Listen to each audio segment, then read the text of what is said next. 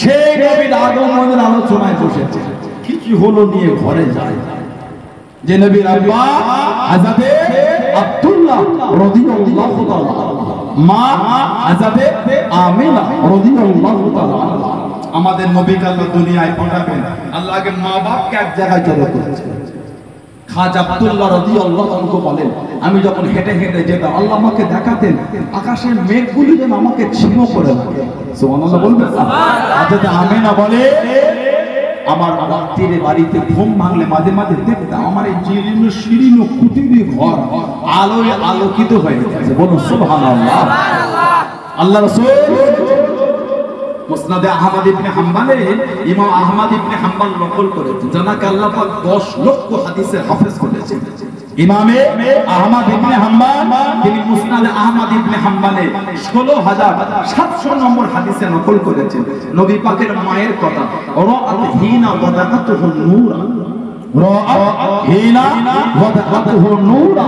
নবী বলে, আমার মা যখন আমাকে ভূমিষ্ঠ করলেন, মানে আমি নবী যখন জন্মগ্রহণ করলাম, আমার মা আমাকে দেখেছে নূর।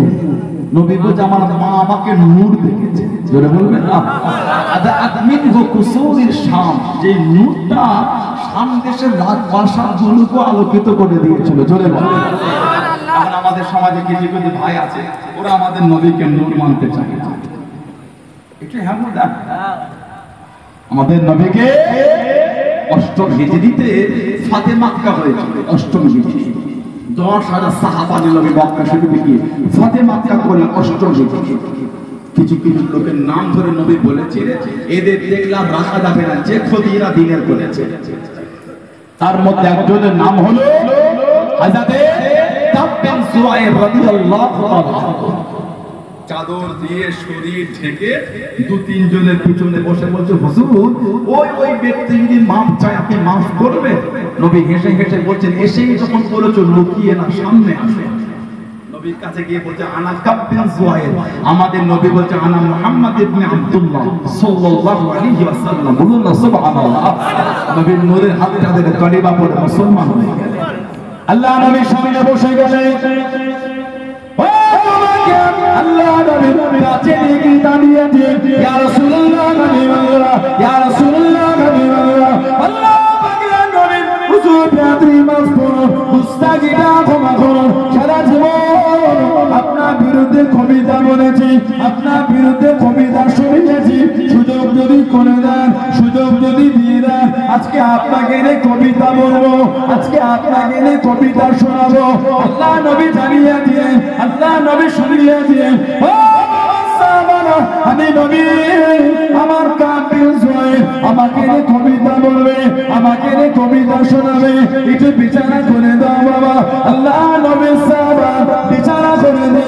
আল্লাহ নবী জানিয়ে দিয়ে, আল্লাহ নবী শুনিয়ে দিয়ে, ও কাবিল জয় রাদিয়াল্লাহু তাআলা কবিতা বলো বাবা, কবিতা বলো বাবা, কবিতা শোনাও বাবা। হযরত কাবিল জয় রাদিয়াল্লাহু তাআলা আল্লাহ নবীর সামনে দাঁড়িয়ে গেলে কবিতা পড়তে পড়তে, কবিতা শোনাতে শোনাতে, কবিতা বলতে বলতে আল্লাহ নবী থেকে তাকিয়ে তাকিয়ে জানিয়েছেন, ইয়া রাসূলুল্লাহ, নবী আল্লাহ, ইয়া রাসূলুল্লাহ, নবী আল্লাহ। আল্লাহ পাকের নবী হুজুর আপনি মাফ করুন, মুস্তাগিরা ক্ষমা করুন। ইন্না রাসূলাল্লাহ নূরুন, ইয়া রাসূলুল্লাহ, নবী আল্লাহ, ইয়া রাসূলুল্লাহ, নবী আল্লাহ। আল্লাহ আপনি বলেন নূর, জোরে বলুন সুবহানাল্লাহ, জোরে বলুন সুবহানাল্লাহ। নারে তাকবীর, নারে রিসালাত, মাসলাক আহলে সুন্নাত ওয়াল জামাত, আওলাদে মুজাদ্দিদুল জামাত। হুজুর ইন্না রাসূলাল্লাহ নূরুন, ইয়া রাসূলুল্লাহ অবশ্যই আপনি হচ্ছেন নূর। ইসতাদউ বিহি, যা থেকে আলোটা গ্রহণ করা হয়ে থাকে। আমাদের নবী এত খুশি হয়েছেন, নবীর চাদর শরীফটা রাসূলুল্লাহ ওনাকে ছুঁড়ে দিয়েছে। নবীর সামনে নবী পাকের দিকে তাকিয়ে বলছেন, ইয়া রাসূলুল্লাহ ইন্না রাসূলাল্লাহ নূরুন। হুজুর অবশ্যই আপনি হচ্ছেন নূর। সাহাবা নবীর সামনে দাঁড়িয়ে বলছেন নূর। এখন আমাদের সমাজে নবীকে নূর মানতে গায়ে চলে। নবীর সম্মানে তোমার কষ্ট হয় কেন? নবীর ইজ্জত তো আল্লাহ দিয়েছে, সুবহানাল্লাহ বলেন। নবীর ইজ্জত আল্লাহ দিয়েছে, আপনার কষ্ট হয়। নবীর ইজ্জতের শান আল্লাহ এত আলাদা। আল্লাহ পাক বলেছেন ওয়া রাফা'না লাকা যিকরা, হাবিব আপনার জন্য আপনার জিকির আলোচনাটা আমি আল্লাহ আলা করে দিলাম। নবীর আলোচনা হচ্ছে আলা, নবীর চর্চা আলা, নবীর শান আলা, আল্লাহ করেছেন। আপনি কমাচ্ছেন কেন? আল্লাহ বলে হাবিব আপনার ইজ্জত বেশি আর আপনার জ্বলন হয়ে গেল। নবীর মা বলেছে রাতহিনা ওয়াদাআতুহুন নূরা, নবী তখন জন্মগ্রহণ করছে, নবীর মা আমাদের নবীকে নূর দেখেছেন। নূর আদাত মিনহু কুসুরি শাম, নূরের ঝলক এত বেশি, হাজার হাজার মাইল দূরে শাম, যে শাম দেশের রাজপ্রাসাদগুলো বড় বড় অট্টালিকাগুলো আলোকিত হয়ে গেছে। সেই নবীর আগমন, সেই নবীর ভালোবাসা। এসে বসেছেন কষ্ট করে এই গরমে, কাজ কাম দোকান পাট সব বন্ধ করে ছেড়ে এসেছেন, কিছু হলো নির্বাণী, শুধু নবীর দুটো কথা শুনে চলে গেলে হয় না। আমাদের সমাজে শোনার লোকটা বেশি, মানার লোকটা কম। সবাই দাবি করে কিন্তু মানে, শুক্রবারে মসজিদে জায়গা হয় না, কথা বলে না। শুক্রবারে মসজিদে জায়গা হয় না, এত ভিড়। ওটা হচ্ছে দাবি করা। ফজর, যোহর, আসর, মাগরিব, এশা, তখন গেলে বুঝবেন মানার লোক কটা। 500, 700, 200, 400, 1000, 1500 গ্রামের মসজিদে যদি ফজরের সময় ইমামকে অপেক্ষা করতে হয়, দুজন মিলে জামাত করি, এর থেকে লজ্জা আমাদের জীবনে কিছু নাই। বলে কথা ঠিক বলছে না, একটা হাজার ঘরের গ্রামের মসজিদে যদি সদুয়েক লোক না নামাজে আসে, সেখানে মুখ দেখাবো কি করে? কম করে 200 লোক আসে হাজার গ্রামের মসজিদে, যেই গ্রামে 1000টা বাড়ি, 1000টা পুরুষ, বড় বড় সাবান লোক, সেই মসজিদে যদি 200 জন লোক ফজরে না আসে, এই লজ্জা মুখ দেখাবার আমাদের সমাজে জানা নাই। গজব কেন হবে না আপনি বলেন? গজব কেন হবে না বলেন? জোহরে আমাদের মসজিদে হাফ কাতার, কষ্টের কথা কাকে বলবেন আপনি? আসরে আমাদের সমাজের মসজিদে 1 কাতার, মাগরিবে 1 কাতার, 1.5 কাতার, ঈশা আবার হাফ কাতার। বলেন ঠিক বলছি না ভুল বলছি? ফজরে 4 জন, 5 জন, 7 জন, 3 জন, 2 জন, কথা বলে না। লা হাওলা ওয়ালা কুওয়াতা ইল্লা বিল্লাহ। তাহলে আস্তাগফিরুল্লাহ, আমি এটা বুঝাচ্ছি না ঘরে নামাজ পড়লে ওটা নামাজ নয়, ভুল মনে করবেন না। মসজিদ থেকে বাড়িটা দূরে, সবসময় সবার শরীর সুস্থ থাকে না। 5 দিনের একদিন ঘরে পড়ে নেবেন, আবার 4 দিন মসজিদে আসলো, আলহামদুলিল্লাহ। কিন্তু আমাদের সমাজের মানুষ তো নামাজই পড়ে না। নামাজ পড়াটাকে লোক এখন জুলুম মনে করে নিয়েছে। ইবাদত, বন্দেগী, তাসবিহ, তিলাওয়াত, জিকির, আজকার, এগুলি মানুষ জুলুম মনে করেছে, জুলুম। ওই নামাজ পড়িস না, শরীরটা খারাপ, শরীর খারাপ। দোকান খুললে কি করে? শরীর খারাপ তো। রিজিক কে দিল? রিজিক কে দিল? এখন আল্লাহর কিছু করিনি আমরা। ঘুম থেকে উঠা থেকে ঘুমানো পর্যন্ত একবারও এক ওয়াক্তের নামাজ পড়েন, ব্যবসা কিন্তু চলছে। আল্লাহ পাক ভালোবেসে মাল দিয়েই যাচ্ছেন, কিন্তু ইবাদত হচ্ছে না। ঘুম থেকে উঠে ফোনটা খুলে একটা চক্কর মেরে দিল, খবর আজকে কি আছে, কথা বলে না। ঘুম থেকে উঠে যে ওনার মনে হলো না একটা সূরা আমি একটু পড়ি, ভালোবাসি নবীর পেলে একটু দরুদ শরীফ পড়ি, ও মনে হয় না। উনি ফোন খুলে দেখে যাও খবরটা কি আছে। দোকানে বসে একটু ঝাঁট পাট দিয়ে কায়দা করে বসে পাখাটা চালিয়ে নেটটা চালু করে দেখে দিলে খেলার স্কোরটা কি চলছে, কথা বলে না। রাত 12টার সময় ওই আইপিএল খেলা দেখছে, নিচে টাওয়ার আসে না, বাড়ির ছাদে মতো করে উঠে পড়েছে। যে সিঁড়ি বেয়ে উঠেছে, ওই সিঁড়ি নোংরা, ময়লা, পেরেক কলা, ওই কাঠে পেরেক লাগানো, ওই পড়ে আছে। একটু পাটা এদিক ওদিক বলে পেরেকে পা পড়ে, কোনো জ্ঞান না, ও খেলারও বেহুশে উঠছে, কথা কথা বলে না, সেই দোতলার মাথায় একা উঠে রাত 12টায় আইপিএল খেলা, কিচ্ছু কষ্ট হচ্ছে না। রাত 12টার সময় উঠে তাহাজ্জুদের 2 রাকাত 4 রাকাত 6 রাকাত নামাজ পড়তে আমাদের জ্বর মনে হয়। কথা বলে না, একটু হ্যাঁ দেন। 3:30 অবধি ফোনে ফেসবুক চালায়, গান দেখে, কিচ্ছু মনে হয় না। আর আধ ঘন্টা জাগলে ফজরের আযান, তখন ঘুম পেয়ে যায়। আস্তাগফিরুল্লাহ বলে, গজব কেন হবে না বলে? জানবে আল্লাহ ছাড় দেন, ছেড়ে দেন না। আল্লাহ ছাড় দেন, ছেড়ে দেন না। আল্লাহ পাকের দরবারে দিতেও যেমন সময় লাগে না, নিতেও সময় লাগে না। সন্ধ্যার সঙ্গে ফয়াকুন হয়ে যাবে। আল্লাহ হুকুম করবেন, সঙ্গে সঙ্গে হয়ে যাবে। আল্লাহ পাক যেমন আপনাকে অর্থ দিয়েছে, দিতেও সময় লাগে না, আপনার হাত থেকে অর্থটা আল্লাহ পাকের দরবারে নিয়ে আসার সময় লাগবে না। আজকে আপনি আমি, কালকে ভিখারি, কালকে ভিখারি ছিলে, আজকে আমি, কে করবে? বলে বলে মন ঠিক করে নামাজি হয়ে যান, নামাজি হয়ে যান, নামাজি হয়ে যান। নবীর আদর্শ নিয়ে ঘরে ঘরে যদি কিছু নিতেই না পারলাম, এত কষ্ট করে বসে তো জীবন সার্থক নিয়েছেন তো সাহাবারা, ওই জন্যই তো দরজা আলা সুবহানাল্লাহ বলে। আমার নবীর একটা সাহাবী ছিলেন, ওনার নাম ছিল হযরত আবু বসির। হযরত আবু বসির রাদিয়াল্লাহু তাআলা আনহু, আমার নবী ভালোবাসার সাহাবী, জামার হাতে আর পায়ে কাফেররা শিকল দিয়ে, চেন দিয়ে ওনাকে বেঁধে রাখতো। মক্কা শরীফে ওনাকে শিকল দিয়ে বেঁধে রাখা হতো। কেন? উনি মুসলমান হয়ে গেছে।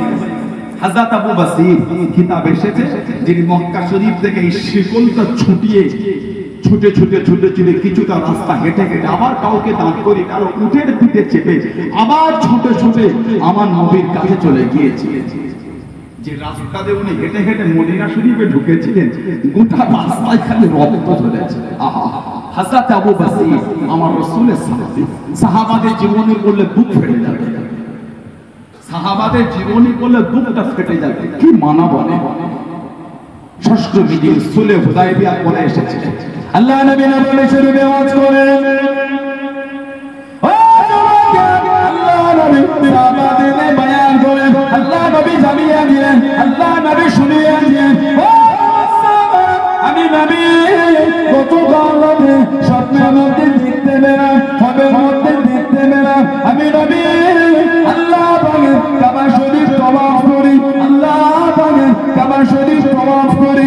নবীদের স্বপ্ন হলো সত্যি, নবীদের স্বপ্ন হলো সত্যি। আল্লাহ নবী সাহাবারা জানিয়ে দিলেন, ইয়া রাসূলুল্লাহ কাবিরাল্লাহ, ইয়া রাসূলুল্লাহ কাবিরাল্লাহ, আল্লাহ পাকের নবী হুজুর বিয়াতি মাফ করুন, মুস্তাগফিরা ক্ষমা করুন। কতদিন কাবা শরীফে যাই না বলুন, কতদিন কাবা শরীফ দেখি না বলুন। আল্লাহ পাকের কাবা শরীফ কতদিন সামনে থেকে ইবাদত করি না। হুজুর আপনি চলেন চলেন, আল্লাহ নবী হ্যাঁ বলেন না, না বলেন না। সাহাবাদের মুখে মুখে, সাহাবাদের মুখে মুখে, সাহাবাদের কানে খবর খারাপ ছড়িয়ে গেল। আল্লাহ নবী আল্লাহ নবী দরবারে হাজির হয়ে গেলেন। আসসালামু আলাইকা ইয়া রাসূলুল্লাহ, আল্লাহ নবী সালামের জবাব করা দিলেন, আল্লাহ নবী উত্তর করা দিলেন, হুজুর আপনি কখন যাবেন? আল্লাহ নবী জানিয়ে দিলেন, ও আমি নবী হও বললাম, আমি নবী নাও বললাম, হুজুর আপনি চলেন চলেন। আল্লাহ নবী আল্লাহ নবী পার হয়ে গেলেন। ষষ্ঠ হিজরিতে নবী ১৫০০ সাহাবা নিয়ে বার হয়েছে। আল্লাহ রাসূল সর্বপ্রথম যেখানে গিয়েছিলেন, জায়গাটার নাম ছিল যুলহুলাইফা। জায়গাটার নাম যুলহুলাইফা, ওটা মদিনা শরীফের মিকাত। মিকাত মানে হলো সীমানা, একটা নির্দিষ্ট জায়গা। আমরা ভারতবাসী, আমাদের মিকাতের নাম হলো ইয়ালাম। ইরাকের লোকেদের মিকাতের নাম হচ্ছে জাতিরা। এটা ফিকায় আমরা পড়েছি, যারা উলামা ভাই আছেন জানেন, ফিকাহ এগুলো পড়ানো হয়। ফিকাহ এটা একটা সাবজেক্ট, ইসলামিক একটা মাসলা মাসাইলের সাবজেক্ট একটা। নবী পাক এই যুলহুলাইফায় আমার কত বছর হজে ছিলাম, আমার হেফজু ভাই ছিলেন, আমার মুনাইম ভাই ছিলেন, মানে বাড়ি থেকে সব ছিলেন, আরো সব এলাকার অনেকে ছিলেন। আমরা প্রথমে গিয়েছিলাম মদিনা শরীফ, যখন আমাদের পরে পাশে করে মক্কা শরীফে নিয়ে যাওয়া হচ্ছে, যুলহুলাইফায় আমাদের নামানো হয়েছিল। নামিয়ে মসজিদে আমরা নামাজ পড়লাম, ইহরাম করে তাহারাত নিয়ে আমরা উমরার নিয়ত করে দিলাম। এটা হলো সীমানা। মদিনা শরীফে কোনো লোক যদি মক্কা শরীফে যেতে চায় হজ বা উমরার জন্য, এই যুলহুলাইফা থেকে তাকে ইহরাম করে দিতে হবে। যদি ওই জায়গাটা বিনা ইহরামে অতিক্রম করে, শরীয়তের হুকুম হলো ওই ব্যক্তিকে একটা দণ্ড দিতে হবে, পশুকে জবাই করতে হবে। ইদানিং আমাদের এলাকায় উমরায় যাবার একটা ভালো আলোড়ন করেছে, আলহামদুলিল্লাহ। আল্লাহ সকলকে যাওয়া তৌফিক দাও, বলুন আমিন, বলুন আল্লাহ। তবে একটু আদবটা শিখে যাওয়াটা উত্তম। ওখানে ভাববে না বাজার গেলে বাজারও যায়, ও তো মোল্লারপুর 9 নম্বর ওএনজিসি, ওটা মনে করো সূর্য বেড়ে মনে করো যে শহরে আপনি যাচ্ছেন, ওই শহরের কসমটা আল্লাহ খেয়েছে।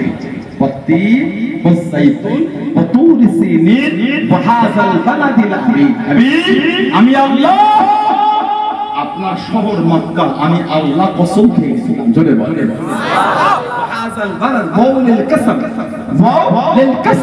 আল্লাহ, মক্কা শরীফের কসম আমার আল্লাহ খেয়েছেন। কেন? ওই শহরে আল্লাহ আমাদের নবীকে পাঠিয়েছেন। জোরে বলুন না সুবহানাল্লাহ। কেন? ওই শহরে আল্লাহ কাবা শরীফ বানিয়েছেন। জোরে বলুন না সুবহানাল্লাহ। আমাদের এলাকায় কিছু হাজি আছে, উমরা করে এসে গ্রামে চা খেতে খেতে গল্প করতে করতে বলে ফেলে সবই ঠিক আছে, তবে জুতোটা চুরি হয়ে গেল। এমন কথাবার্তা মাঝে মাঝে কানে আসে না, বলে উমরা করতে গিয়ে জুতো চুরি হয়ে গেল। আস্তাগফিরুল্লাহ বলে বলতে পারলেন আপনি? এটা আপনার মুখ থেকে বার হলে শব্দটা। আজকে এতগুলি ভাই, এই কি গ্রাম এটা? আনন্দনগর। মেজো হুজুর কেবলা নিয়মের মাদ্রাসা, মুফতি আবু জাফরিয়া মাদ্রাসা, আলহামদুলিল্লাহ। পীরের নামে মাদ্রাসা করে আনন্দনগর এলাকার সম্মান হচ্ছে। এই আনন্দনগরে এই যে বিশ্ব নবী দিবস হচ্ছে, এতগুলি মানুষ আপনারা এসে বসেছে, সেখানে সেখানে জুতোগুলো খুলে বসেছে, এখনো 1 ঘন্টা হয় গিয়ে দেখে আপনার জুতোটা 1.5 হাতে এদিক হয়ে গেছে। ঠিক না ভুল বলছি? আপনারা কিন্তু যাওয়া আসা করছেন না, ওই খুলে এসে বসেছেন, ওই বসে আছে। মক্কা শরীফে প্রতিটা মুহূর্তে হাজার হাজার মানুষ এক্সিট আর এন্ট্রি, বাহির আর প্রবেশ। উনি জুতোটা নিয়ে ওই কাবাশের দরজার পাশে রেখে চলে গেল ভিতরে, তাওয়াফ করে মাকাম ইব্রাহিমে নামাজ পড়ে, আবে জামজাম পান করে, সাফা মারওয়া সাই করে, সেই 3 ঘন্টা পরে এসে দেখছে ও জুতো পাবে বলে মনে হয়। আপনি রাখবেন, আমি রাখবো, ইনি রাখবে, উনি রাখবে, উনি রাখবে, সবাই যদি ওখানে জুতো রাখেন তাহলে তো লোক আর ঢুকতে হবে না, জুতোর পাহাড় তৈরি হবে। সব হাজিরা যদি বাইরে জুতো রেখে রেখে যায়, লোক আর ওই দরজাতে ঢুকতে হবে না, জুতোই থাকবে। ওই জন্য 8 ঘন্টা 1 ঘন্টা 1.5 ঘন্টা ছাড়া ছাড়া সে দেশের সরকারের তরফ থেকে গাড়ি এসে জুতোগুলোকে তুলে ডাস্টবিনে ফেলে বাইরে ফেলে দেয়। চাচা ক টাকা খরচা করে গেলে, ওই তো বাবা 80,000 90,000 1 লাখ টাকার ট্রাভেল এজেন্সি নিয়েছে, আর আমার হাত খরচা গোটা 3 লাখ 1.5 লাখের প্যাকেজ। তা আপনার মনে হয়েছিল এই 1.5 লাখ খরচা করে কাবায় গিয়ে অন্য হাজিদের জুতো চুরি করবে? কি যে বলো বাপ, আমি ওমরা থেকে জুতো চুরি করবো? তুই পারলে বলতে। আপনার যদি মনে এই ধারণা হয় যে আমি অন্য জুতো চুরি করবো না, জানারা এসেছেন, জানারা 1 লাখ 1.5 লাখ 2 লাখ খরচা করে এসেছে, আমাদের ধারণা হলো কি করে আপনার জুতো চুরি করে নিল? কথা বলে না একটু? হ্যাঁ গো দেন। আপনার যদি মনে হয় জুতো চুরি করবো না, তাদের মনে হলো কি করে আপনার জুতো চুরি করবে? ওই কাকদ্বীপ থেকে যাবার আগে ছিড়াপাড়া জুতো কিনেছেন 250 টাকা দিয়ে, ওই জুতো হারিয়ে যে কিনা আমাকে গল্প করছেন, আপনার লজ্জাও লাগে না? আপনি জুতোর হিসাব করতে গেছেন, আল্লাহ কাবা দেখতে গেছেন, কিছু কি যাচ্ছে দেখবেন। খালি এয়ারপোর্টে নেমেছে ট্রেনটা, 5টা বাঙালি হাজি পেয়েছে, টুকটুক করে চলে গল্প করতে করতে গিয়ে প্রথম জিজ্ঞাসা করছে কতক্ষণ নিল আপনাদের? এখনো কাবা শরীফে যাওয়া হয়নি, উনি টাকার হিসাব শুরু করে দিয়েছে। আস্তাগফিরুল্লাহ। কাবা শরীফ অফ করতে করতে, সাফা মারওয়া সাই করতে করতে, দোয়া দুরুদ নাই, কিচ্ছু নাই, 5টা বাঙালি পেয়ে বলে খাওয়া দাওয়া কেমন দিচ্ছে আপনাদের? আমাদের হোটেলটা 2 করে গেল, খাওয়া দাওয়া ভালো না, কেমন দিচ্ছে আপনাদের? ঘরে এসে ওই ট্রাভেল এজেন্সির সাথে চলছে হাত গুটিয়ে, ওই লোক এসে ওদের কত ভালো খাবার আমাদের এই দিচ্ছ, নাউজুবিল্লাহ বলে তুমি খেতে পান না বুঝি? যে জায়গায় গেলে 1 রাকাত নামাজ পড়লে 1 লক্ষ রাকাত নামাজের সওয়াব, উনি ওখানে গিয়ে 5000 কম বেশি হয়েছে ঝগড়া করছে। আস্তাগফিরুল্লাহ বলে, কপালে হাত বোলান, আপনার মতন গুনাহগারটা কাবা শরীফে যাবার সুযোগ পেয়েছে। কপালে হাত বোলান, আপনার মতন পাপী আল্লাহ নবীর দরবারে গিয়ে কাজ করিয়ে দিবে।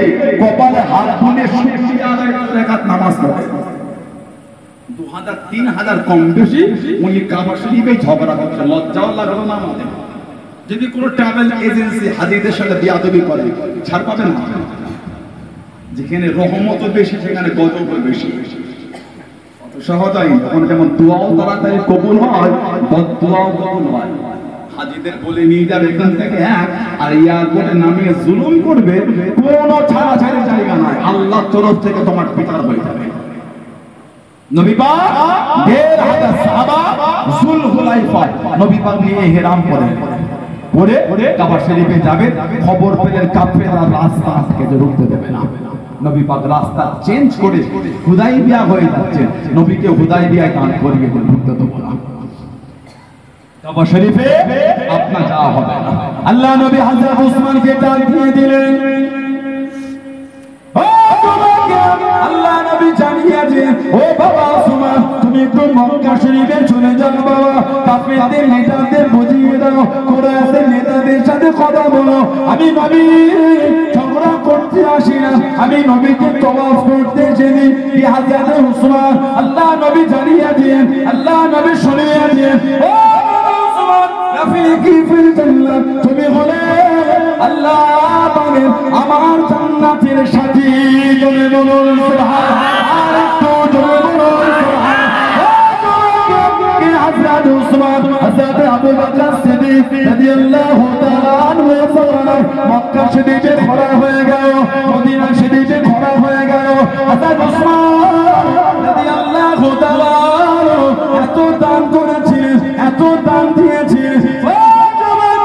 এই দিন রাতে আল্লাহ রাসূল সাল্লাল্লাহু হযরত আব্দুল্লাহ ইবনে আব্বাস, হযরত আব্দুল্লাহ ইবনে আব্বাস রাদিয়াল্লাহু তাআলা আনহু স্বপ্নের মধ্যে দেখতে পেলেন, স্বপ্নের মধ্যে দেখতে পেলেন আল্লাহ নবী সাদা তুর্কি ঘোড়া পিঠে চেপে চেপে আল্লাহ নবী চলে যায়, আল্লাহ নবী চলে যায়। আল্লাহ রাসূল সাল্লাল্লাহু হযরত আব্দুল্লাহ ইবনে আব্বাস আল্লাহ নবী সামনে চলে গেলেন, আল্লাহ নবী কাছে দেখে দাঁড়িয়ে গেলেন, ইয়া রাসূলুল্লাহ হাবিবাল্লাহ, ইয়া রাসূলুল্লাহ হাবিবাল্লাহ।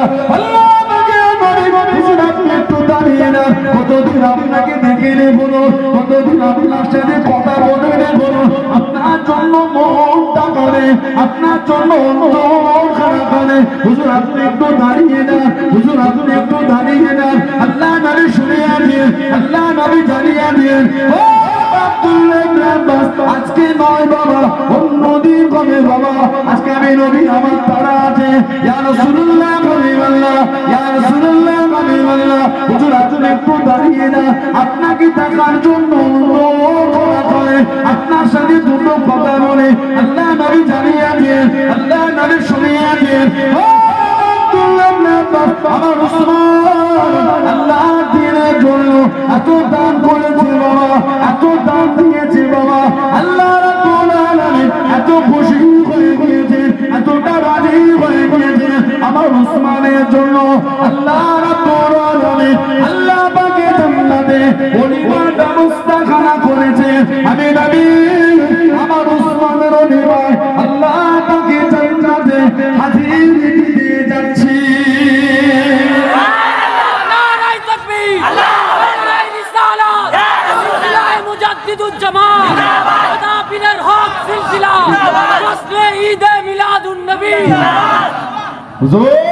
একটু দাঁড়ান, দুটো কথা বলি। নবী বলছেন না না, আল্লাহ জান্নাতে আমার উসমানের ওলিমার ব্যবস্থা করেছে। আমি নবী আমার উসমানের ওলিমায় আল্লাহর জান্নাতে হাজির দিতে যাচ্ছি। জোরে বলুন সুবহানাল্লাহ।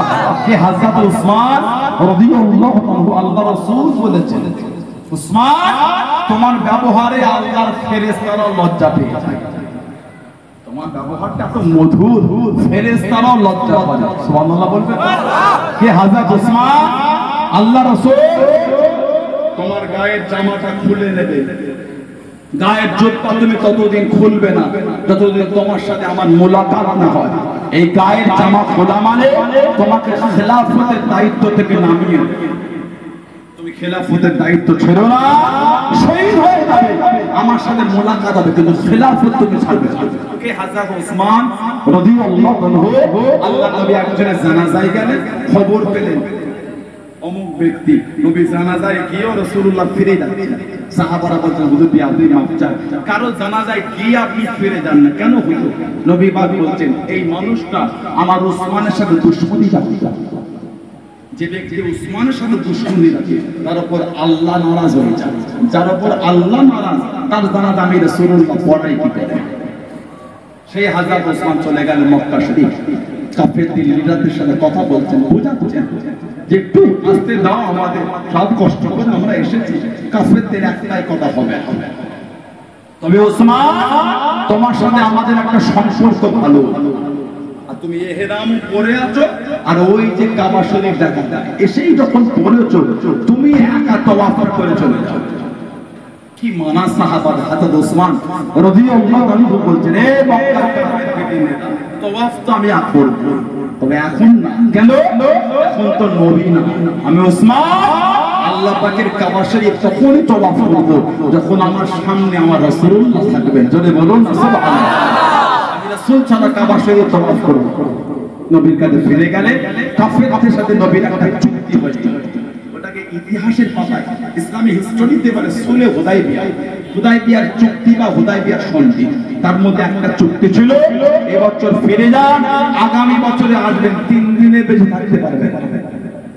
এটা মানে আলেমে আসে, ইসলামী হিস্টরিতে আলেমের সাবজেক্ট আসে, মানে মাধ্যমিক ক্লাস 10 ইসলামী হিস্টরি এই হুদাইবিয়ার চুক্তি পড়ানো হয়। 2 নম্বর, অস্ত্র একটা আনবে, খাপের বাইরে বার করতে পারবেন না। যার একটা চুক্তি ছিল আমাদের মধ্যে 10 বছর কোনো ঝগড়া অশান্তি বিগ্রহ যুদ্ধ হবে না। যার একটা চুক্তি ছিল মক্কা শরীফের কোন লোক যদি মদিনা শরীফে চলে যায় ওই ব্যক্তিটাকে ফিরিয়ে দিতে হবে, তবে মদিনা শরীফের কোন লোক যদি আমাদের মক্কা শরীফে চলে আসে ওই ব্যক্তিটাকে আমরা ফিরিয়ে দেব। সাহাবারা ঠিক এই জায়গায় গিয়ে বলে হুজুর এটা কি করে হয়, ফিরালে উভয় ফিরাবো না, ফিরালে উভয় ফিরাবো না, ওদের লোকের ফিরিয়ে দেবো, আমাদের লোকের ফিরাবে না। হুজুর এটা তো চুক্তি হচ্ছে না। নবী বলে মেনে নাও। হুজুর বিয়াদি মাফ চাই, এটা কি করে মানা যায় হুজুর? কেন আমার নবী তো নিজের থেকে করছেন না। ওমা ইয়ানতিকু আনিল হাওয়া ইন হুয়া ইল্লা ওয়াহয়ুন ইউহা। আল্লাহ পাক বলেছেন আমার হাবিব নিজের থেকে কিছুই করে না, কিছুই বলে না। যেটা আমি আল্লাহ ওহী করি ওটাই আমার হাবিব করে, ওটাই আমার হাবিব বলেন। জোরে বলুন সুবহানাল্লাহ। কাফেরদের সাথে চুক্তি হলো, এর 2 বছরের মধ্যে মক্কা শরীফ থেকে চলে এসেছিলেন না হযরত আবু বসির। হযরত আবু বসির রাদিয়াল্লাহু তাআলা আমার নবীর মুহাব্বতের সাহাবী, গোটা রাস্তায় খালি রক্ত টপকেছে। আমার নবীর একটা সাহাবী ছিলেন হযরত আব্দুল্লাহ ইবনে হুযাফা আস-সাহমি রাদিয়াল্লাহু তাআলা।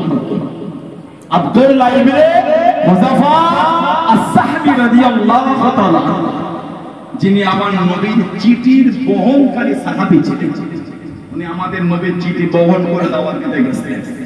জানাকে আবার 19 হিজরিতে হযরত ওমর রাদিয়াল্লাহু আনহু পারস্য পাঠিয়েছিলেন দিনে দাওয়াত দিয়ে, পারস্য সম্রাট।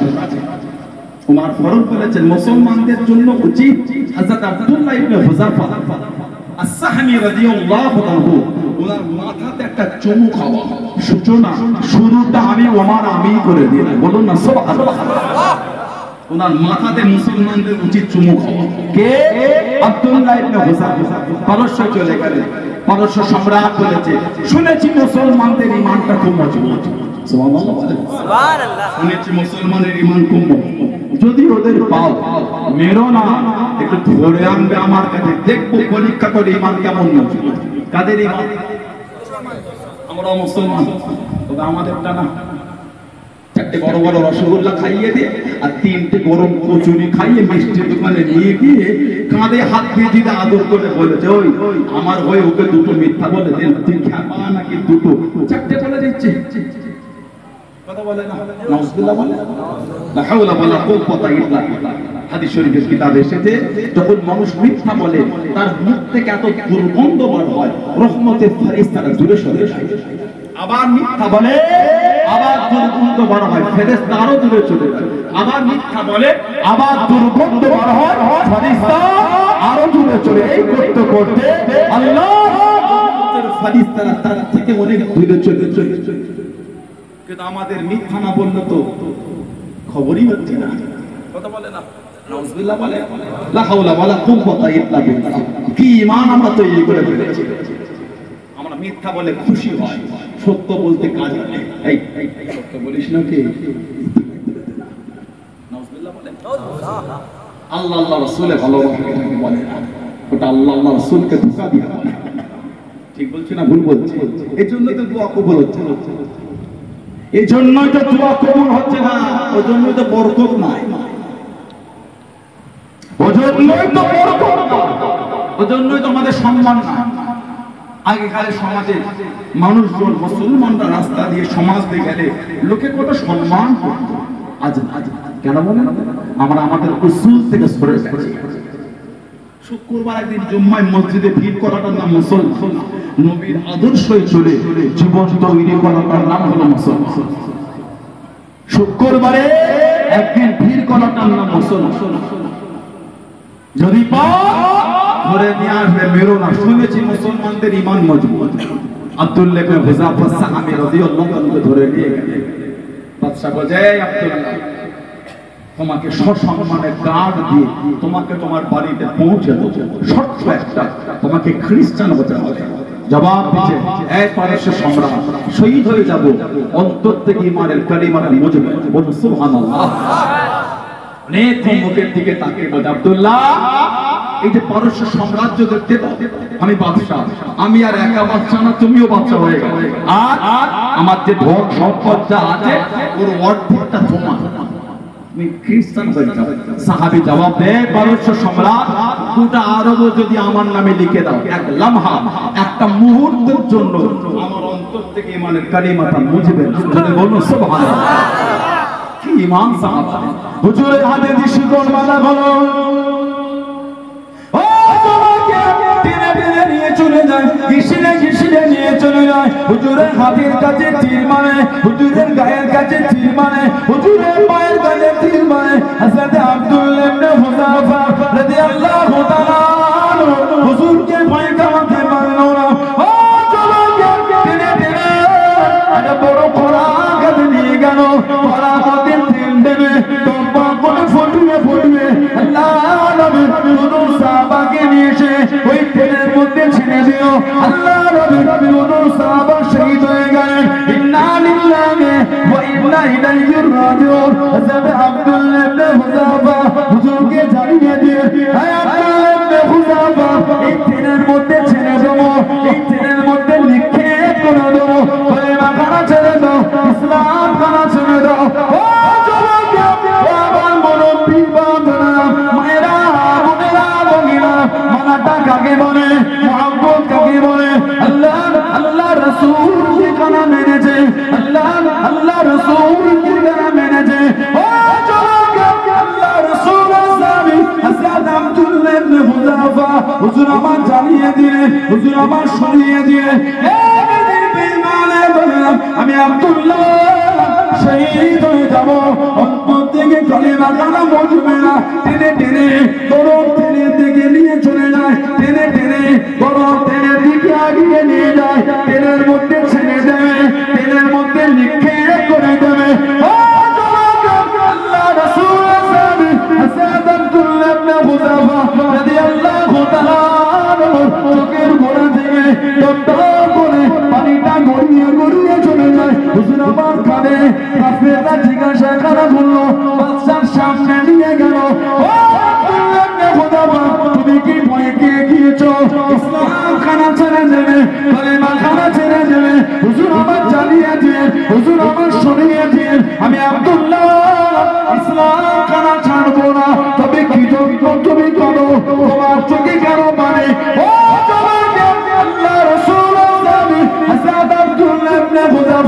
হুজুর আমার জানিয়ে দিয়েন, হুজুর আমার শুনিয়ে দিয়েন। আল্লাহ রাব্বুল আলামিন আমি আব্দুল্লাহকে একটা জীবন দিয়েছে, গরম তেলের মধ্যে ছেড়ে দেবে, আমি আব্দুল্লাহ শহীদ হয়ে যাব। আমি আব্দুল্লাহ কেন জানি আল্লাহ পাক আমাকে শরীরের মধ্যে এত পশমখানা দিয়েছে, আল্লাহ পাক যদি শরীরে পশমের মতো জীবন দিবে, আমি আব্দুল্লাহ শরীরে পশমের মতো জীবন বিলীন করে দিলাম। আমি আব্দুল্লাহ ইমানের কলেমা মুস্তনা বলুন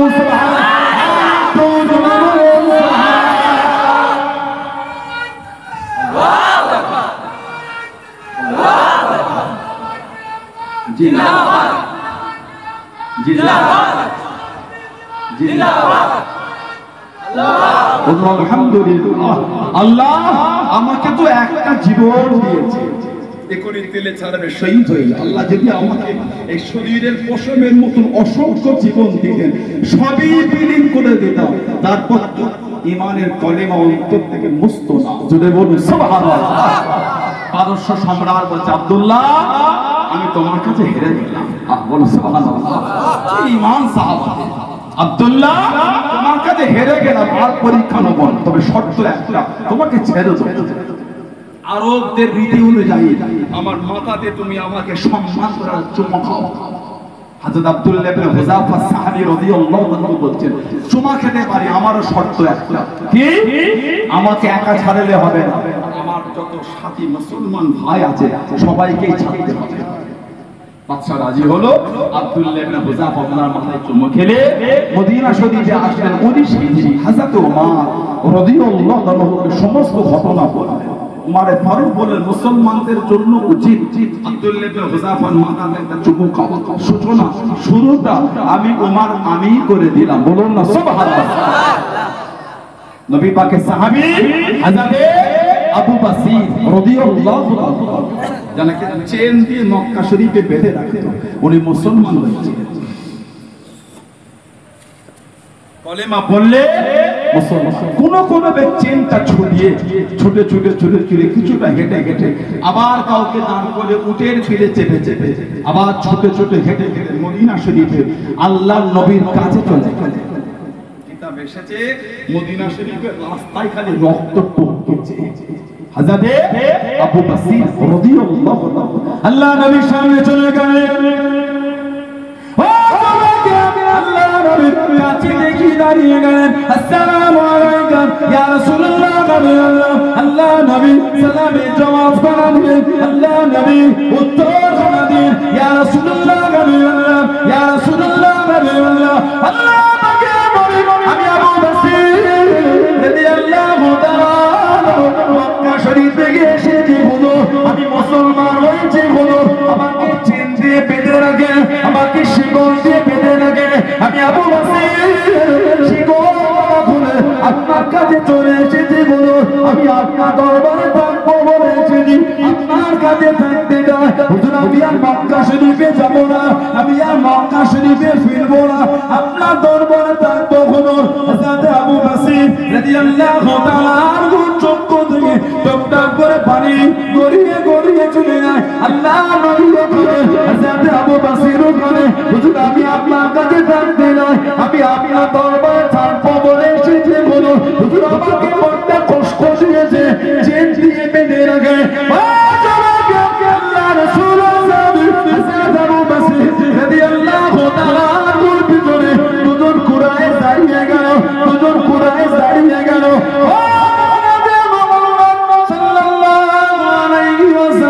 আপনি যে ওয়াদা করেছেন, আপনি যে জবাব দিয়েছেন মক্কা শরীফে কেউ চলে গেলে আপনি তাকে ফিরিয়ে দেবেন, আপনি তাকে পাঠিয়ে দেবেন। আবু বসির আমাদের মক্কা শরীফ থেকে চলে এসে আপনি তাকে পাঠিয়ে না, আপনি তাকে আমাদের কাছে দিয়ে দেন। আল্লাহ পানিটা গড়িয়ে গড়িয়ে চলে যায়। হযরত আবু বসির কালে ইয়া রাসূলুল্লাহ ইয়া রাসূলুল্লাহ আল্লাহ পাকের নবী আমি আর মক্কা শরীফে যাব না, আমি সব ছেড়ে চলে এসেছি, আপনার কাছে থাকবো বলে এসেছি, আপনার দরবারে থাকবো বলে এসেছি। নবী হুজুর আমাকে পাঠাবেন না, হুজুর আমাকে পাঠাবেন না। আল্লাহ নবী চম্বরা পানিরে কেঁদে কেঁদে জানিয়ে দিয়ে আল্লাহ নবী শুনিয়ে দিয়ে ও চলে যাও চলে যাও, আমি নবীকে ওয়াদা করেছি, আমি নবীকে জবান দিয়েছি, যদি কেউ চলে এলে আমি নবী তাকে পাঠিয়ে দেবো, আমি নবী তাকে আমার কাছে রাখতে পারবো না, আমি নবীকে ওয়াদা করেছি। ও বাবা বসি চলে যাও চলে যাও, আমার কাছ থেকে চলে যাও বাবা, আমার দরবার থেকে চলে যাও বাবা, আমি নবী ওয়াদা ভঙ্গ করতে পারবো না, আমি নবী ওয়াদা খেলাফ করতে পারবো না। ইয়া রাসূলুল্লাহ নবীল্লাহ হুজুর মেয়াদি মাফ করুন, এরা আমাকে বড্ড কষ্ট দেয়, এরা আমাকে বড্ড মারে। আল্লাহ নবী চম্বরা পানিরে জানিয়ে দিলেন ও চলে যাও চলে যাও, আমি রাসূলুল্লাহ জানিয়ে দিলাম আমার তরফ থেকে একদিন তোমার গায়ে দাওয়াত খানা পৌঁছে যাবে। চলে বলুন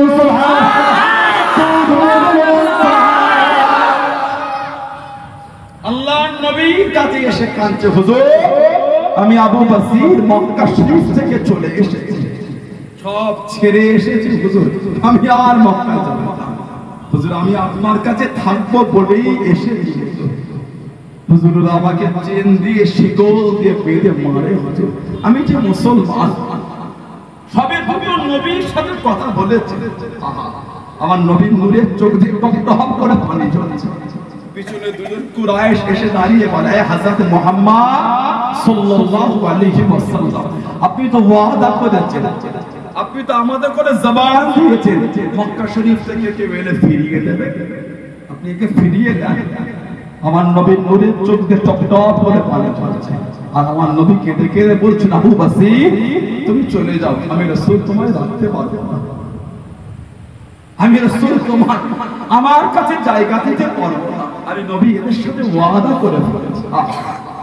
হযরত আবু বসির কাঞ্চার বলতে হুজুর আমাকে আপনি কাটাবেন না হুজুর, নিয়ত করে এসেছি আমি আপনার কাছে থাকবো না, আমাকে বড্ড কষ্ট দেয় হুজুর, সব ছেড়ে চলে এসেছি, ছুটে ছুটে ছুটে ছুটে হেঁটে হেঁটে হেঁটে হেঁটে ছুটে ছুটে সেই মক্কা শরীফ থেকে মদিনা শরীফ আপনার কাছে থাকবো বলেই এসেছি হুজুর। আমার নবী কাঁদছেন আর বলছেন আবু বসির তুমি চলে যাও। বেশ কিছুটা গিয়েছে, আবার নবীর দিকে ফিরে চোখ ভরা পানি লাগে, ইয়া রাসূলুল্লাহ হুজুর আমাকে এদের সাথে পাঠাবেন না হুজুর, এরা আমাকে বড্ড কষ্ট দেয়, ইয়া রাসূলুল্লাহ হুজুর আমাকে বড্ড মারে, আমি আপনার কাছে থাকবো বলেই এসেছি হুজুর। আল্লাহ নবী চোখ ভরা পানি লেগে কাঁদছেন আর বলছেন আবু বসির আমি রাসূল বলে দিলাম আমার তরফ থেকে তুমি একদিন দাওয়াত পাবে, বলুন না সুবহানাল্লাহ। নবীর সামনে থেকে যেই আড়াল হয়েছে আমার নবী চোখ ভরা পানি নিয়ে কাঁদতে কাঁদতে রাসূলুল্লাহ জমিনে বসে গেছেন, একটু আগে আসেন তো, জায়গা থাকলে চেপে চেপে আসেন।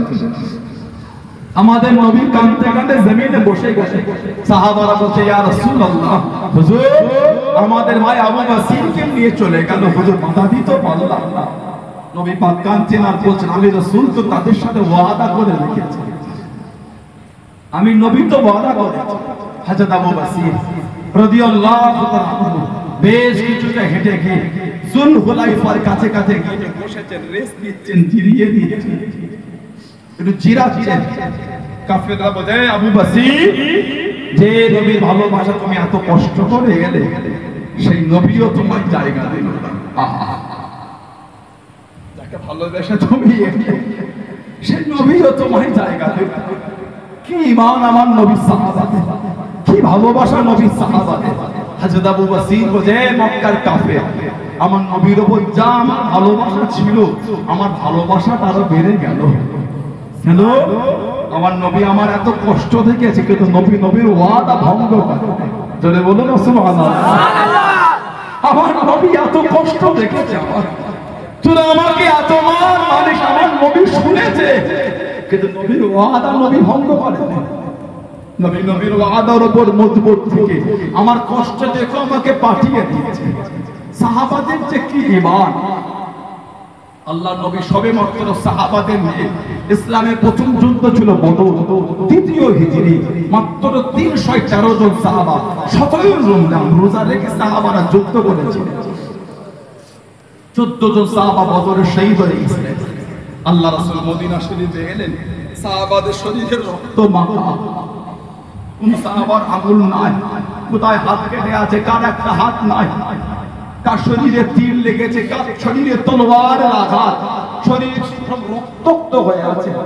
সাহাবাদের আব্বা মা বিবি ভাই বোন ছেলে মেয়ে বন্ধু আত্মীয় স্বজন সব পথে বসে আছে, এই আসে এই আসে এই আসে।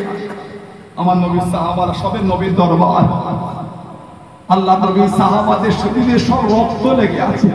জিবরাইল আলাইহিস সালাম আমার নবীর কাছে সালাম দিয়েছেন, আসসালামু আলাইকা ইয়া রাসূলুল্লাহ। হাবিবাল্লাহ নবী সাল্লামের জবাব, ইয়া রাসূলুল্লাহ, হুজুর আল্লাহ হুকুম পাঠিয়েছেন বনু কুরাইজা ওরা ওয়াদা ভঙ্গ করেছে। আল্লাহ বলেছেন এখনই ওদের বিরুদ্ধে আবার যুদ্ধে বার হতে হবে। আমার নবী সাহাবাদের দেখছেরা ঝরঝর করে কাঁদছে। জিবরাইল, আমি নবী সবে এসেছি, আমার সাহাবারা কিনা কোনো ভয়েও যায়, আমি নবী আমার সাহাবাদের শরীরে এখনো রক্ত লাগা, আমি ওদের কি করে বলি? ইয়া রাসূলুল্লাহ, আল্লাহ হুকুম পাঠিয়েছেন। আল্লাহ নবী সাহাবাদের ডাকলেন, ও আমার সাহাবারা, আল্লাহ হুকুম পাঠিয়েছেন, আল্লাহ হুকুম দিয়েছেন এই অবস্থায় যুদ্ধে আমাদের আবার বার হতে হবে। আমার নবীর নূরে চোখ দিয়ে টপটপ করে পানি ঝরে।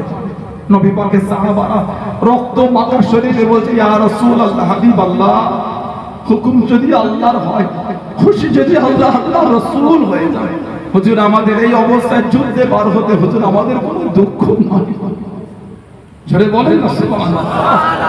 হুজুর হুকুমটা যদি আল্লাহর হয়, খুশি যদি আল্লাহ আল্লাহর রাসূল,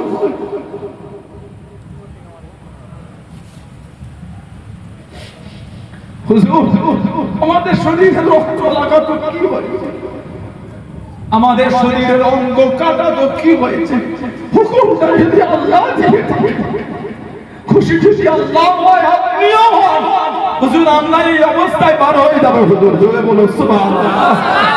সাহাবাদের শরীরে রক্ত মাখা, রক্ত লাগা, আমার নবী সাহাবাদের নিয়ে সামান্য পথ গিয়েছেন। জিবরাইল আলাইহিস সালাম এসে বলছেন, ইয়া রাসূলুল্লাহ, আর যেতে হবে না, আমার আল্লাহ আপনার সাহাবাদের উপর খুশি হয়ে গেছে। বলুন সুবহানাল্লাহ। কি ইমান সাহাবা, যে সাহাবাদের জন্য আল্লাহ খুশি হয়ে বলেছেন, রাদিয়াল্লাহু আনহুম ওয়া রাদুআন, আমি আল্লাহ তাদের উপর খুশি, তারাও আমি আল্লাহ আমার উপরে খুশি। বলুন সুবহানাল্লাহ।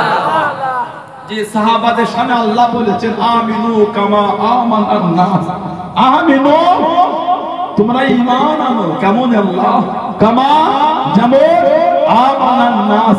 এই নাসের তাফসীর হচ্ছে আমার নবী পাকের সাহাবা, যেমন ঈমান আমার হাবিবের সাহাবারা এনেছেন, ওই ঈমান তোমরা আনো। সাহাবাদের ঈমানের প্রশংসা আমার আল্লাহ কোরআনে করছেন, যদি বলবেন না সুবহানাল্লাহ। সেই সাহাবাদের দিকে হযরত আবু বসির রাদিয়াল্লাহু তাআলা, হুজুর তিনজন বসে আছে, দুটো কফে ওরাইছে আর ওটা ব্যাগের ভিতর থেকে খাজুর বার করে খাচ্ছে। অনেকক্ষণ পরে হযরত আবু বসির রাদিয়াল্লাহু আনহু বললেন, দুজনের মধ্যে একজন তলোয়ারটা কত সুন্দর, আপনারা একটু দেখতে পারি।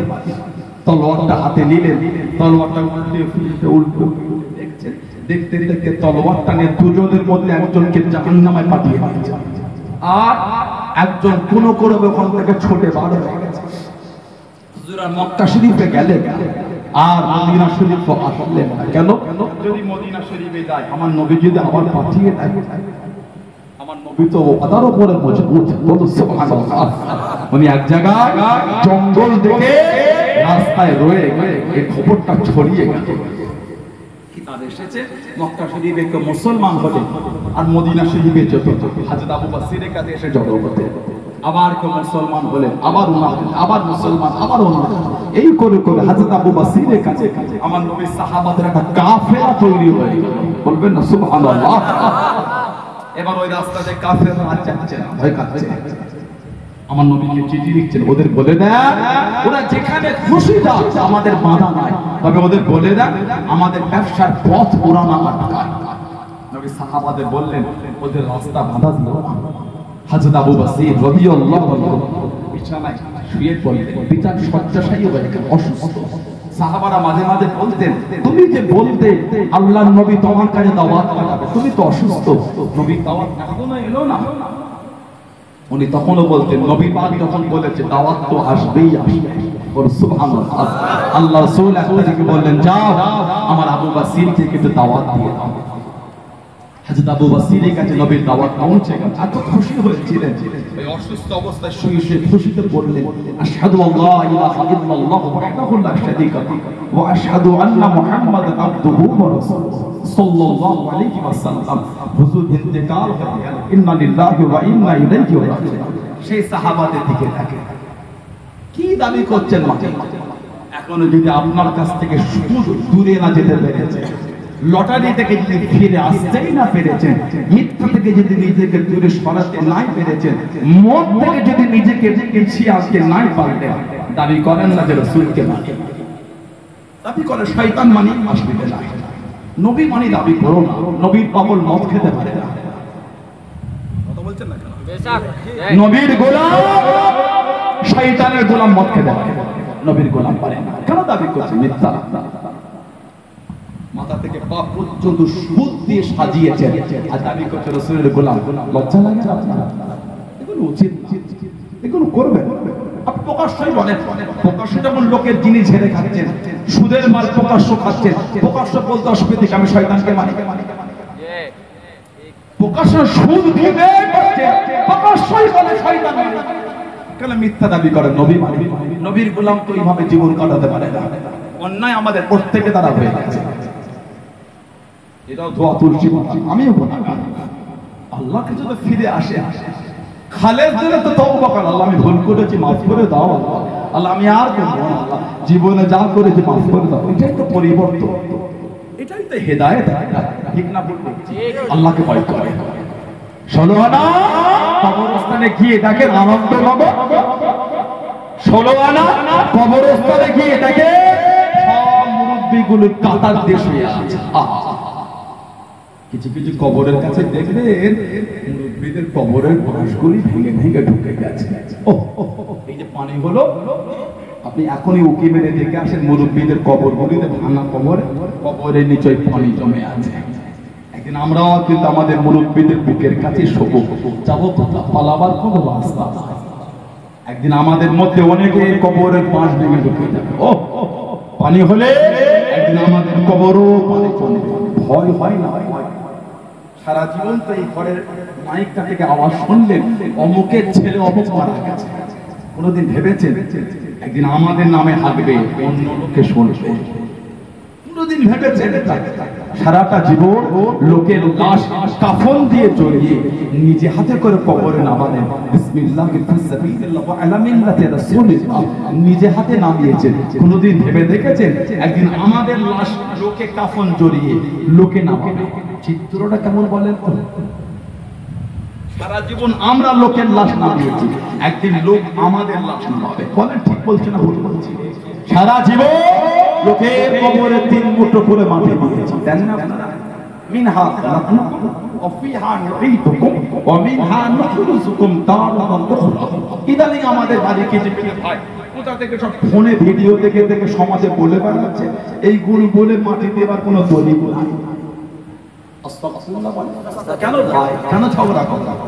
তোমাকে কোরআন শরীফ সূরা তাহা 55 নম্বর আয়াত বলে মাটি দিতে ভালো লাগে না? বিসমিল্লাহ বলে দেন, বিসমিল্লাহ বলে দেন, কেন ঝগড়া?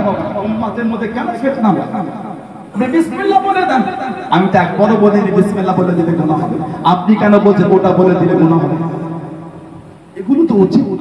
কোরআন শরীফ বলে মাটি দিলে গুনাহ হয়, কে বললাম? এই অভ্যাসগুলি ভালো না, এগুলো ছাড়েন। এই অভ্যাসগুলো খুব নোংরা। পারলে 5 জনকে এক জায়গায় জড় করতে শেখেন, 3 জনকে ভাগ করে দেন। আপনার যদি বিসমিল্লাহ বলে কবরে মাটি দেন, একবার তো আপনাকে মানা করি, কেন বলছেন ওটা বলে দেবার? কিতাব মুসনাদে আহমদ ইবনে হাম্বল কিতাব মুস্তাদরাক হাকিম কিতাব সুনানুল কুবরা লিল বাইহাকি আন আবি উমামা রাদিয়াল্লাহু তাআলা হযরত আবি উমামা থেকে এসেছে قال لما قضيت ام كلثوم ابنه رسول الله صلى الله عليه وسلم في القبر নবী পাকের মেয়ে হযরত উম্মে কুলসুম রাদিয়াল্লাহু তাআলা তাকে যখন কবরে রাখা হলো দাফনের জন্য ফিল কবর قال رسول الله صلى الله عليه وسلم আল্লাহ রাসূল বলেছেন মিনহা খালাকনাকুম ওয়া ফিহা নুঈদুকুম ওয়া মিনহা নুখরিজুকুম তারাতান উখরা নবী পাক নিজে বলেন নবী পাকের মেয়ের কবরে মধ্যে দিয়েছিলেন আরেকটা কিতাব আল্লামা হাফিজ ইবনে কাসির রাহমাতুল্লাহ তার তাফসীরের কিতাবে কোরআন শরীফ সূরা তাহা 55 নম্বর আয়াতের তাফসীর করতে গিয়ে হাদিস এনেছে ফিল হাদিসিল্লাযী ফি সুনানের কিতাবে যিকর হয়েছে আন্না রাসূলুল্লাহ সাল্লাল্লাহু আলাইহি ওয়াসাল্লাম হাদারা দালাতা নবী পাক একটা জানাজায় হাজির হলেন ফালাম্মা তুফিনাল মাইয়্যিত ফালাম্মা মানে যখন তুফিনাল মাইয়্যিত যখন মাইয়্যিতকে দাফন করা হলো আখাযা কাবসাতান মিনাত তুরাব নবী পাক এক মুঠো মাটি তুরাব মানে মাটি নবী পাক এক মুঠো মাটি দিলেন ফাআলকাহা ফিল কবরি নবী পাক ওই মাটিটা কবরের মধ্যে দিলেন হুম্মা অতঃপর ক্বালা নবী বললেন মিনহা খালাকনাকুম হুম্মা অতঃপর আখাযা নবী পাক আরেক মুঠো নিলেন ক্বালা নবী পাক আবার বললেন অফিহা নুঈদুকুম কবরে দিলেন হুম্মা অতঃপর আখাযা নবী আখাযা উখরা নবী আবার নিলেন ওয়াকালা নবী পাক আবার বললেন ওমিনহা নুখরিজুকুম তারাতান উখরা আল্লাহ নবী সূরা তাহা 55 নম্বর আয়াত তিন পাঠে পড়ে তিন মুঠো মাটি নবী কবরে দিয়েছিলেন জোরে বলুন সুবহানাল্লাহ কেন বলছেন দলিল না কেন ঝগড়া লাগাচ্ছেন উম্মতের মধ্যে আপনি বিসমিল্লাহ বলে দেবেন ওটাই খুশি আলহামদুলিল্লাহ তাই না আমি তো একবার আপনাকে নিষেধ করিনি আমি যখন দিচ্ছি আপনি কেন ছেলে কেন ভুলভাল বোঝাচ্ছেন কথা ঠিক না চারটার ভিডিও দেখবেন না চারটার ভিডিও দেখবেন না চারটার ভিডিও শুনবেন এতে অনেক কিছু পাবেন নিজের দেশে নবী দিবসে মাহফিল বিদআত হয়ে যায় আর অন্য দেশে গিয়ে নবী দিবসে মাহফিল যায় না সব ভিডিও পাবেন সব ভিডিও আছে নিজের দেশে বিশ্ব নবীর আলোচনা না যায় হয় আর পেলে না করে বিদেশে গিয়ে পিছনে লিখাতে মাউলুদুন নবী ওই মাহফিলে তুমি ওয়াজ করতে খুব মজা লাগে না নিজের দেশে সাধারণ লোকগুলোকে কেন ঝগড়া লাগাচ্ছেন আপনি ওখানে গিয়ে করে দেন আস্তাগফিরুল্লাহ আমার হিংসা নাই রাগ না আমার বলার উদ্দেশ্য এর আগে নিরীহ সাধারণ গুলোকে বলে কেন মিথ্যার পর ঝগড়া হয়েছে এতদিন ফতোয়া দিলেন কবর জিয়ারত না যায় কদিন আগে সব ওই দেশ থেকে ভিডিও চলে এলো দেখলাম আপনার হেলিকপ্টার করে দল বেঁধে এসে কবরের দিকে মুখ করে জিয়ারত করছে ভিডিও দেখেন আপনারা এতদিন কেন ঝগড়া লাগালেন যে কবর জিয়ারত না যায় কবরের দিকে মুখ করা না যায় আসল নিজেরাই কবরের দিকে মুখ করে করছে এতদিন আপনারাই ফতোয়া দিলেন বাৎসরিক করা যাবে না বাৎসরিক দোয়া মাহফিল চলে আজকে দেখি বড় বড় আলেমদের নামে বাৎসরিক মাহফিল কায়েম হয়ে যাচ্ছে করছেন আমাদের রাগ না আস্তাগফিরুল্লাহ আমার বলার উদ্দেশ্য এতদিন ফতোয়া দিয়ে সাধারণ গুলোকে ঝগড়া কেন লাগালেন নাই লাগাতে পারতেন আপনি করেন না ঠিক না ভুল বলছি মিলাদুন নবীর মাহফিল করেন না কেন ফতোয়া না মিলাদুন নবী বিদআত যে বলবেন নবীর মিলাদ বিদআত সে তো বেঈমান হয়ে যাবে কথা বুঝতে পারেন আল্লাহর মিলাদ না যে বলবে আল্লাহর মিলাদ সে কাফির হয়ে যাবে কেন বিরাট মানে জন্ম আল্লাহ জন্ম আছে আল্লাহ ছেলে আছে থাকবেন তিনি অনন্ত অসীম সুবহানাল্লাহ নবীর তো মিলাদ নবীর জন্ম হয় না তাহলে কেন বলছেন নবীর মিলাদ মানা যাবে না নবীর মিলাদ যদি বলে মানা যাবে না তাহলে নবীর জন্মই তো মানছে আল্লাহর জন্ম না কিন্তু নবীর তো জন্ম আছে আল্লাহ আমাদেরকে বোঝার তৌফিক দান আল্লাহ আমাদের ফিতনা থেকে দূরে রাখেন বলুন আমিন জোরে বলেন আল্লাহুম্মা আমিন একটু দরুদ শরীফ আল্লাহুম্মা